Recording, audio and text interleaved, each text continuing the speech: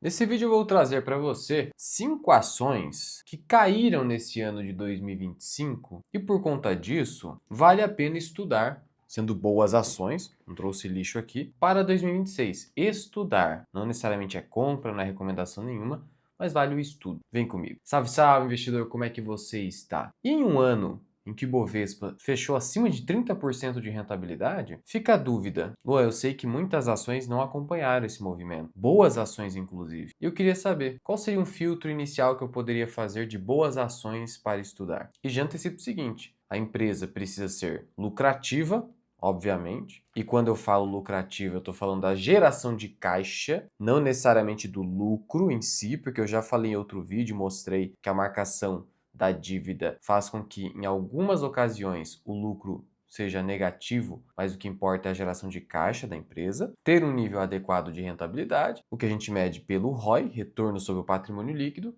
e o ROIC, retorno sobre o capital investido. Então eu preciso ser lucrativo, eu como empresa, preciso ter rentabilidade e a empresa precisa ser barata. Então vamos a essas empresas. Começando com a Suzano. Olha aí, Suzano nesse ano está caindo 17% contra uma alta, como eu disse, de mais de 30% Ibovespa. E por mais que eu prefira a Klabin, prefiro mesmo, a Suzano aparentemente está com bom desconto e é uma empresa bem fora do radar, pelo menos dos investidores pessoas físicas. E o que acontece? Hoje, a Suzano negocia um indicador preço sobre o valor patrimonial de apenas 1,44. É um nível baixo, se você parar para pensar. No histórico, a Suzano costuma negociar até o dobro desse tamanho de indicador. Inclusive, no ano passado, o indicador foi para 2,42 e agora está aqui em 1,44. Em 2023 estava 1,57. Tem um indicador bem baixo. Isso me chamou a atenção, sendo que o nível de rentabilidade da empresa está aqui próximo de 15%. Em termos de ROI, que é algo muito próximo de 2017 e 2016. A margem líquida da empresa está acima de 12%, a média da empresa é 11%, então a empresa está com bons indicadores. Então ela tem boa lucratividade, que é a margem líquida, está com uma rentabilidade ok, está com o indicador preço-valor patrimonial abaixo da média e a dívida. É muito importante, né? Uma empresa que opera com uma dívida mais alta. A dívida, ela está ali em 3 vezes EBITDA, que não é muito longe do que costuma ser. Então, esse aqui é o ponto negativo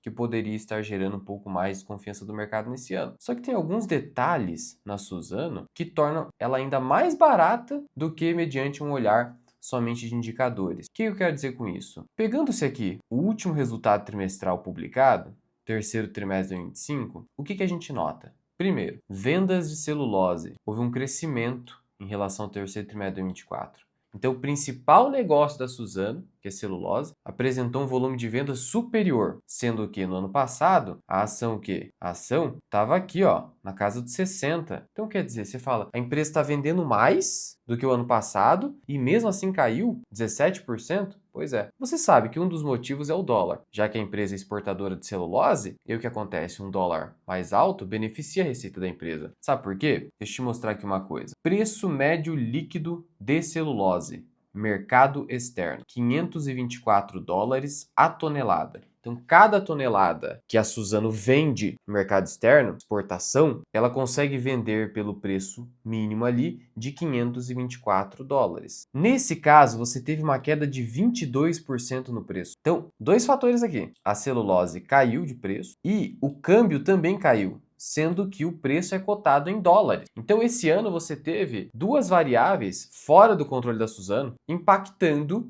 no resultado da empresa. Mas o que está dentro do controle da empresa, que é, por exemplo, aumentar o volume de vendas, ela conseguiu. E outro detalhe também, que é o seguinte: tá vendo esse indicador aqui, custo caixa de produção de celulose sem paradas, R$ 801 por tonelada, queda de 7%. Esse indicador aqui, quanto mais ele cai, melhor. Sabe por quê? O que significa esse indicador? É o quanto a Suzano gasta, quanto que ela desembolsa de caixa para produzir cada tonelada de celulose e depois vender. Isso aqui é muito importante para empresas de celulose, porque celulose é commodity, tem preço tabelado internacionalmente. Então é um jogo, basicamente, de você ter altas margens e eficiência operacional. Como que você consegue isso? Sendo uma empresa muito eficiente, tendo o menor custo possível. Porque o preço não está no seu controle. Você não tem controle sobre o preço, tampouco sobre o câmbio. Onde está o seu controle? Ah, de margem, né, Luan? Então, A margem diz respeito ao quê? Quanto que eu gasto para produzir cada nova unidade. Perfeito. Então, quanto mais cai esse indicador, custo caixa de produção, melhor. Claro, aqui é sem paradas. Por que sem paradas? Porque, eventualmente, a empresa precisa fazer paradas programadas para manutenção ou até consertar alguma coisa. E aí, obviamente, que essa parada aumenta o custo caixa.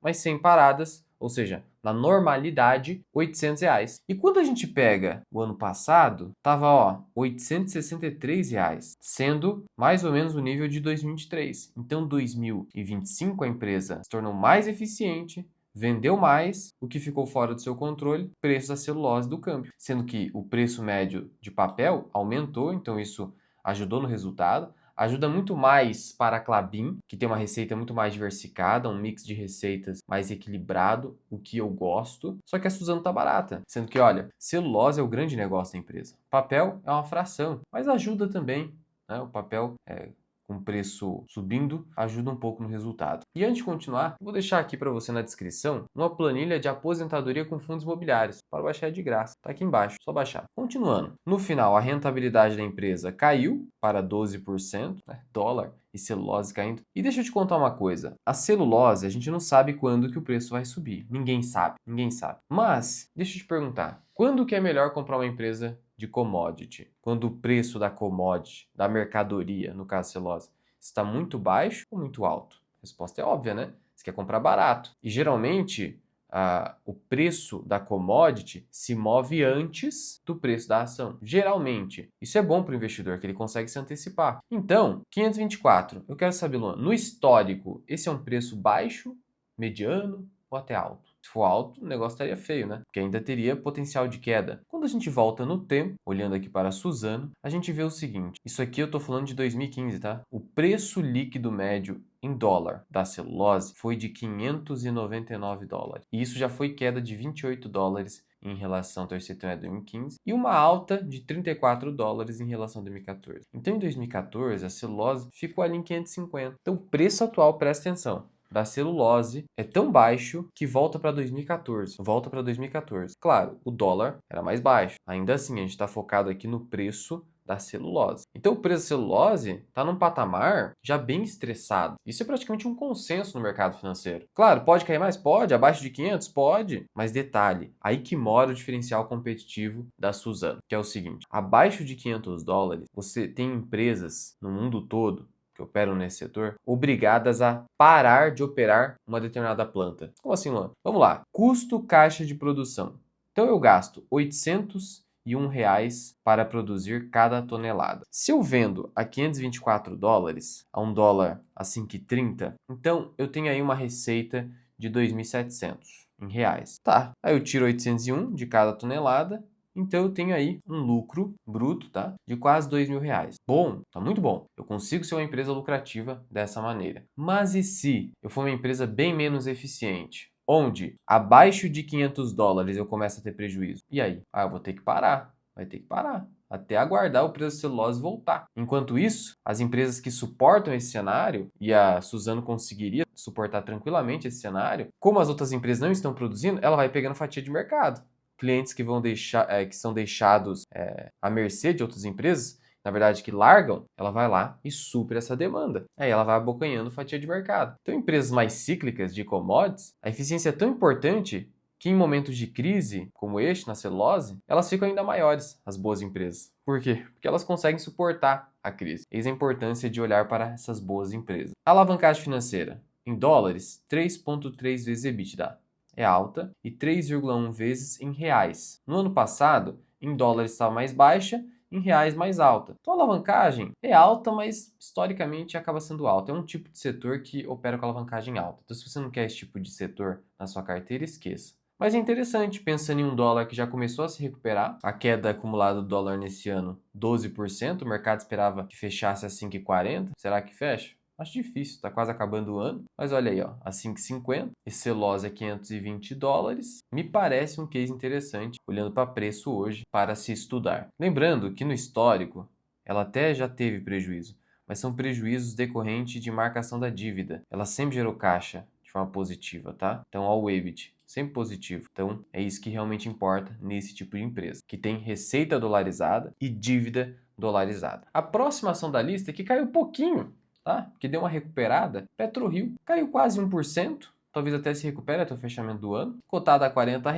e aqui é petróleo. Curiosamente, a empresa também negocia a um PVP de 1,40, assim como a Suzano, né? É uma ação que não paga nenhum dividendo, mas detalhe, se a empresa não paga dividendo, você tem que exigir o quê? Crescimento, para que no futuro, quando a empresa não tiver mais oportunidade de crescimento, ela comece a pagar dividendo. Primeiro amadurece, depois dá os frutos. Tem que esperar. Ah, não quero ação de crescimento, só quero de dividendo. Ah, então também não é para você. E é commodity também. Mas esse PVP aí tá interessante. Quando você olha para o histórico da empresa, PVP de 2,65, a dívida tá alta, né? Teve um crescimento porque ela tá passando por um ciclo aqui de expansão. Então, dívida crescendo e não tá pagando dividendo, eu quero aumento da capacidade produtiva.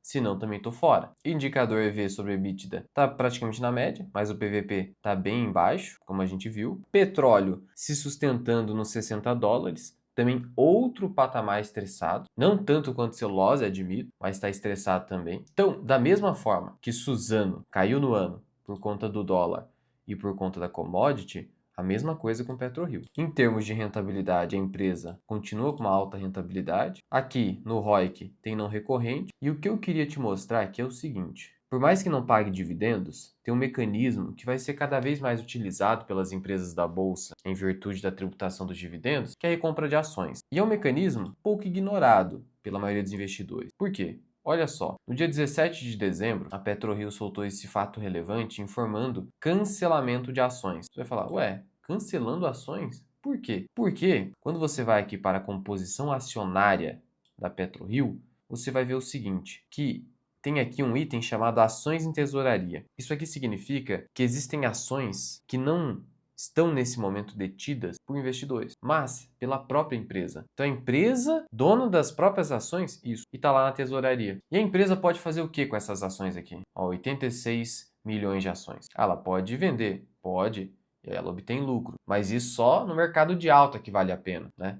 Sair vendendo. Senão, como que ela gera valor para o acionista sem o mercado de alta, no caso do petróleo? Ah, então, cancelamento? Cancelamento. Ela cancela isso aqui, que é quase 10% do total da companhia, do capital social, ela cancela e aí o número total de ações cai. Então, olha só, aqui está desatualizado ainda, 896 milhões, só que vai cair, conforme esse fato relevante, vai cair para 869 milhões. Aí na prática, o que acontece para o acionista de longo prazo? A minha participação aumenta, porque se antes eu tinha 0,1% em cima de 896 milhões, eu tenho 0,1 e alguma coisa em cima de 869. Sim, sua participação aumenta sem que você faça nada. Você não comprou mais, você não fez mais nada. Foi assim que o Buffett, por exemplo, aumentou muito a participação dele na Apple sem fazer nada, só por conta do mecanismo de recompra de ações. E na prática, então você está sendo remunerado sem pagar imposto. Só se você vender as ações. Se você não vender, você não vai pagar imposto. Por isso que tende a ser um mecanismo mais utilizado. Claro, só vale a pena a recompra de ações quando o mercado está barato, quando a gestão entende de maneira justificada que as ações estão descontadas. E nesse momento, além desse cancelamento, a PetroRio já abriu um novo programa de recompra. Então já abriu um novo. Então os caras encerraram um, cancelaram a parte das ações tesouraria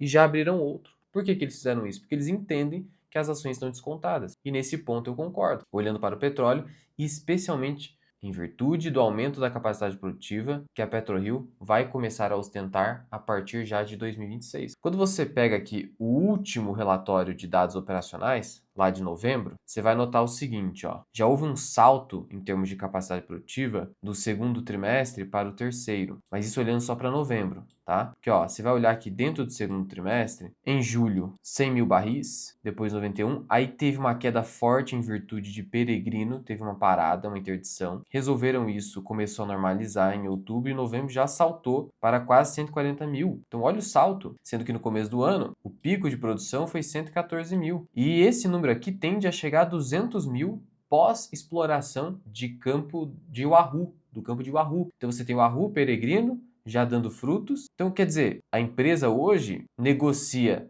tal como se ela estivesse produzindo só 100 mil até abaixo de 100 mil barris dia, sendo que ela vai produzir logo 200 mil. E o mercado está precificando da mesma forma quando a empresa está produzindo abaixo de 100 mil ou 100 mil. Porque o petróleo caiu nesse ano, o dólar caiu, mas o petróleo também já está bem estressado. Então o risco aqui é muito mais relacionado a queda do petróleo, assim como a Suzano. E mais um detalhe para você, quando for fazer valuation de empresas que possuem ações em tesouraria, porque sim, tem empresas que não tem nada em tesouraria, você precisa excluir as ações em tesouraria, porque ou elas serão canceladas ou vão virar venda no mercado secundário. Então exclua isso aqui e aí você chega num preço justo mais justo, né? Mais dentro da realidade. Só uma dica aí para você, sendo que lá na minha comunidade eu faço valuation, tenho planilha de valuation, eu trago ali uma lista das empresas que eu fiz valuation, PetroRio uma delas, Petrobras também, e eu excluo as ações de tesouraria. É o melhor a se fazer. A próxima ação da lista, aí uma estatal, é a CEMIG, que está caindo 3,76% nesse ano, as ações ordinárias, contra uma alta de 60% no índice de energia elétrica da B3. Ou seja, uma das pouquíssimas elétricas que caíram. Na verdade, a única das boas empresas do setor elétrico, até a Light subiu. Eu fiz até um vídeo dedicado à CEMIG explicando isso. E ela ficou para trás. Sendo o quê? O índice preço-lucro da ação está em 10x.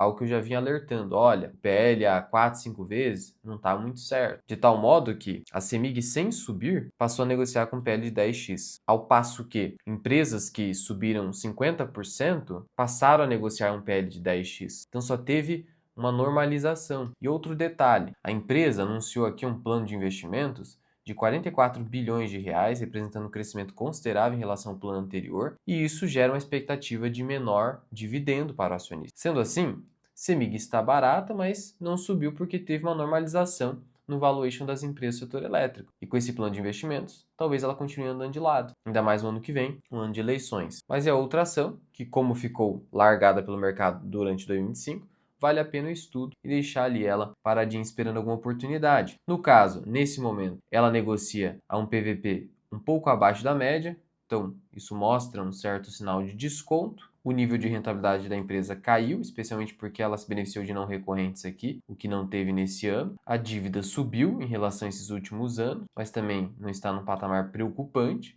Mas é outra preocupação do mercado no sentido de vai ter que investir 44 bilhões, vai ter que tomar dívida. Essa dívida, de novo, vai prejudicar dividendos. Então esteja ciente sobre isso a respeito da CEMIG. Tem um vídeo dedicado recente, só procurar aqui no canal. A próxima ação da lista é a BB Seguridade, caindo 2,39. Nem caiu tanto, né? Mas com essa queda, passou a negociar abaixo de 8 vezes lucro, que é um múltiplo bem interessante para a BB Seguridade, que negocia numa média aí de 10 vezes lucro. Então, assim, ficou legal. Indicador preço sobre valor patrimonial em 5,5, também bem abaixo da média da empresa, em 7, sendo que o nível de ROI da empresa continua bem alto. Mas o que o mercado está batendo? Por que ela não subiu, passando a negociar com PL tão baixo? Porque a gente sabe que, por mais que o resultado da empresa nesse ano tenha subido, ele subiu sustentado pelo resultado financeiro, que é o resultado das aplicações financeiras. Então, ela se beneficiou de um CDI alto, basicamente. Só que a gente sabe que esse CDI alto não vai durar para sempre, que é bem provável uma queda de até 2%, eu diria, no ano que vem nesse CDI. E isso vai impactar no resultado financeiro da BB Seguridade para o ano que vem, e aí o lucro líquido nessa fração do resultado vai ser prejudicado. Então o mercado já está considerando isso. E o mercado está considerando isso porque o mercado está com medo da recuperação do Banco do Brasil. Quanto tempo isso vai levar? Já que a gente está vendo que em termos operacionais, e esse aqui foi o último informativo mensal da BB Seguridade, a empresa, no acumulado do ano, apresentou retração no rural e no prestamista. Ou seja, BB Seguridade, no ano, teve uma retração em termos de emissão de prêmios. Então ela emitiu menos prêmios, fez menos negócio, se beneficiou de um caixa muito alto, que foi recentemente muito distribuído, vai ser distribuído a título de dividendos. Só essa distribuição do caixa já também diminui a perspectiva de lucro advindo do resultado financeiro. E veja que foi algo específico da BB Seguridade por estar muito exposta ao Banco do Brasil, já que o mercado ex-BBSE cresceu no ano. Veja, por exemplo, a Caixa Seguridade, que só teve queda em prestamista. Por isso que a Caixa Seguridade não caiu. Só que é aquilo, né? Quem segue pelo contrário, a Investing,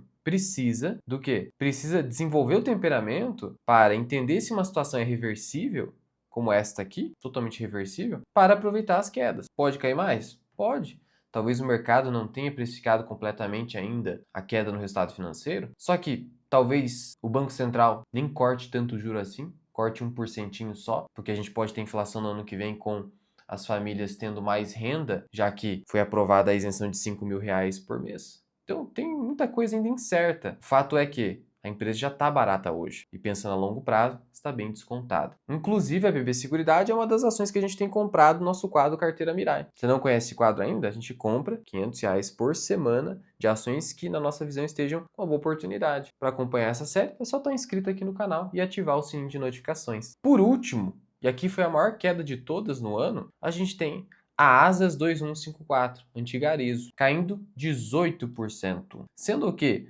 no ano, ela chegou a cair aqui nos 22, mais ou menos a região atual, e deu uma disparada de quase 100% em pouquíssimo tempo, coisa de 2 meses. E aí depois começou a corrigir sem parar. E corrigiu sem muito motivo, porque assim como subiu muito rápido, também caiu sem muito motivo.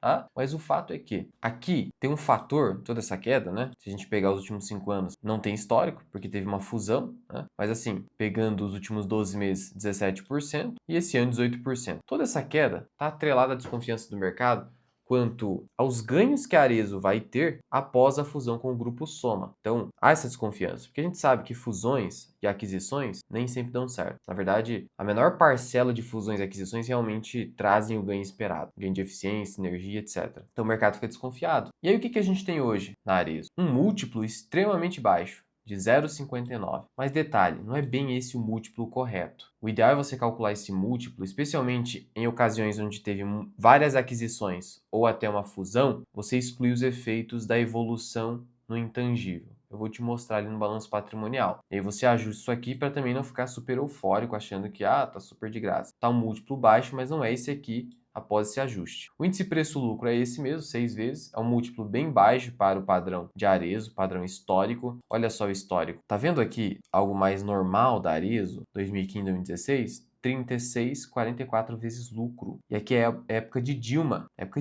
Juro estava nesse patamar. Então, assim, o mercado está extremamente desconfiado. Só que a dívida não está descontrolada, tá? Está próximo de 1,67. Inclusive, no ano passado, a dívida estava até mais alta. O que está ruim hoje? Nível de rentabilidade. Está bem abaixo do histórico. Então, está com um nível próximo de 10%, mas no histórico, a empresa já ostentou ROI de 20. Então, esse é o grande ponto aqui. A margem também caiu. Então, você teve uma piora nos indicadores de lucratividade e rentabilidade, além de um aumento no endividamento, pensando no histórico da empresa. Por isso que o PL caiu para um nível extremamente baixo. E o PVP, eu vou te mostrar ali. Luan, esse dividend yield aí, 10% em Arezo, tá certo? Tributação do dividendo. Olha só, ela aprovou aqui final de ano um dividendo de 1,58, mas outro aqui de 89 centavos. Só isso aqui já dá um payout de quase 70%. Então, quando você vem aqui no balanço patrimonial, ela praticamente esvaziou essas aplicações financeiras e esse caixa esvaziou com esse pagamento. E aí, quando a empresa faz o pagamento, a ação cai, né? A ação cai, ó. Tanto que, vamos pegar aqui, ó, tava 28, caiu 17%, porque ela distribuiu um yield de 7% numa porrada. Aí no acumulado dá esses 10 aí. Então assim, vamos lá. A empresa, presta atenção nisso aqui, ela distribuiu 70% do lucro nesse pagamento. Se você pegar no histórico aqui, esses foram os únicos pagamentos do ano, tá? Representou mais ou menos 70%. Esse foi o payout. E isso já deu 10% de dividend yield. Isso quer dizer que se eu adicionar mais 30% de payout, seria mais 30%, que é o que falta para chegar no 100% do lucro, esse dividend yield de 10 saltaria para 13 ou até 14. E aí eu te pergunto, faz sentido a empresa negociar com o yield de hoje de 14%? Então, Arezo, o preço hoje da Arezo, com o lucro atual, sem nenhum crescimento, sem nenhuma recuperação, você está ganhando 14% ao ano. Como assim, Luan? Não entendi. Viu? O fluxo de caixa para o acionista é o lucro líquido. Então, se a empresa distribuir 100% do lucro líquido, no preço atual, significa que eu estaria ganhando uns 14%. Então é isso que significa Arezo no preço atual. Mas isso é 14% em apenas um ano, sem considerar a evolução do lucro líquido. Então se a empresa, por exemplo, não crescer mais lucro ou crescer 1% ao ano, muito pouco, comprando hoje eu estaria ganhando 14%. Mas se a empresa evoluir o seu lucro líquido, ainda que numa taxa baixa de 5%, esse 14% a longo prazo vai crescendo. E pode se tornar mais de 20. Mais de 20, Luan? Sim. E é isso que eu demonstrei lá na comunidade FMI, onde eu tenho aqui, ó, uma planilha de valor intrínseco das ações, onde eu trago a sua margem de segurança, quanto que vale uma empresa, na minha visão, obviamente. Tem aqui relatório de análise de ações, relatório de análise de fundos imobiliários, tem o meu curso Formação Mirai Invest, meu curso completo de finanças e investimentos. E ainda você conta com os vídeos exclusivos para os membros. Os vídeos que eu publico para os membros do canal estão todos aqui. Então, na assinatura da comunidade, você tem acesso a tudo que os membros do YouTube possuem, e ainda por cima, o meu curso e os relatórios de análise e a planilha de valor intrínseco das ações. Tudo que o investidor pessoa física precisa está aqui na minha comunidade. E ainda, você vem, faz a sua pergunta, eu venho e respondo. Ah, Luan, essa questão de aportes, fazer caixa, eu vou respondendo e todas as sugestões eu anoto e aquelas que eu entendo que valem um vídeo, eu trago um vídeo. Tanto assim que o último vídeo que eu trouxe, foi sobre a bonificação recente da Axia Energia, essa Axia 7. O pessoal estava com dúvida e eu trouxe um vídeo porque me perguntaram. Então conheça todos os benefícios da minha comunidade no link da descrição e no primeiro comentário fixado. Vai ter também o QR Code na tela. Vê se faz sentido, teste. Se não fizer sentido, depois você cancela e tá tudo certo. Por fim, eu fiquei de te ensinar a ajustar esse PVP, porque teve uma fusão e aí tem ágio, que é colocar lá no balanço como intangível. Deixa eu te mostrar aqui. Olha só, voltei aqui para o balanço patrimonial, eu vou aqui em ativo não circulante e eu procuro intangível, tá? Esse aqui é o ágio de uma aquisição ou de uma fusão. Tá vendo que hoje esse ágio está em 3,5 bi aproximadamente? Eu vou comparar com o ano de 2021,